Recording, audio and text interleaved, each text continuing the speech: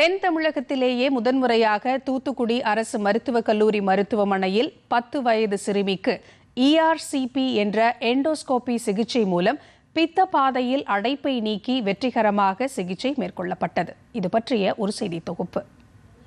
தூத்துக்குடி அரசு மருத்துவக் கல்லூரி மருத்துவமனையில் 10 வயது நிரம்பிய சிறுமி மஞ்சக்காமாலை நோயோடு மிகவும் மோசமான நிலையில் அவசர சிகிச்சை பிரிவில் அனுமதிக்கப்பட்டார்.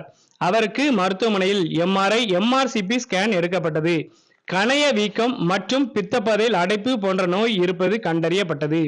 குழந்தைகளுக்கு பித்தப்பாதையில் கல் மற்றும் கணைய பிரச்சனை ஏற்படுவது அரிதானது என்பதால் அதனை சரி செய்ய சென்னை அரசு மருத்துவமனைக்கு குழந்தைகள் இதுவரை அனுப்பி வைக்கப்பட்டனர்.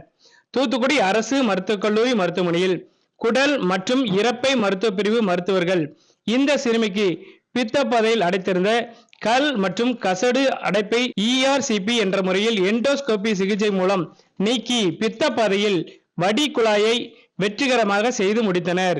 தற்போது சிறுமி நோய் தொற்று குறைந்து ஆரோக்கியமாக உள்ளார். அரசு மருத்துவக் கல்லூரி மருத்துவமனை முதல்வர் டாக்டர் சிவகுமார், மருத்துவ கண்காணிப்பாளர் பத்மநாபன், உறைவிட மருத்துவர் சைலஸ் ஜெபமணி, குடல் மற்றும் இரைப்பை மருத்துவ பிரிவில் மருத்துவர்கள் செல்வசேகரன், சாய்ராமன், விக்னேஸ்வரன் ஆகியோருடன் இணைந்து சிறுமி கேக் வெட்டி தனது நன்றியை தெரிவித்தார்.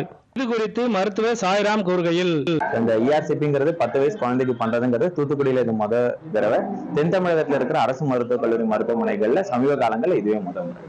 தனியார் மருத்துவமனையில் பல லட்சம் ரூபாய் செலவில் மேற்கொள்ளப்படும் லாப்ரோஸ்கோபி சிகிச்சை முறையில் சிகிச்சை அளித்து எங்கள் குழந்தையை காப்பாற்றியதற்கு மிகவும் மகிழ்ச்சி அளிப்பதாக சிறுமியின் தந்தை கதிரேசன் கூறினார். பாப்பாவுக்கு லேசர் மூலியமா டீ போட்டு எல்லாம் கிளீன் பண்ணி ஸ்டெண்ட் வச்சிருக்காங்க. ஸ்டெண்ட் வச்ச அன்னைக்கே பாப்பா நல்லா நடக்க ஆரம்பிச்சா, இப்போ நல்லா சாப்பிடுதா. இதே நான் வெளியில வேற பிரைவேட் ஹாஸ்பிட்டலில் கூட்டு போயிருந்தோம்னா அன்றைக்கி 2 லட்ச ரூபா 3 லட்ச ரூபா செலவாயிருக்கும். இது நல்லா சப்போர்ட் பண்ணி, நல்லா டாக்டர்லாம் சப்போர்ட் பண்ணி நல்லா பார்த்தாங்க. இப்போ என் மகன் நல்லா இருக்கா. டிடி தமிழ் செய்திகளுக்காக தூத்துக்குடி மாவட்ட செய்தியாளர் A. லக்ஷ்மணன்.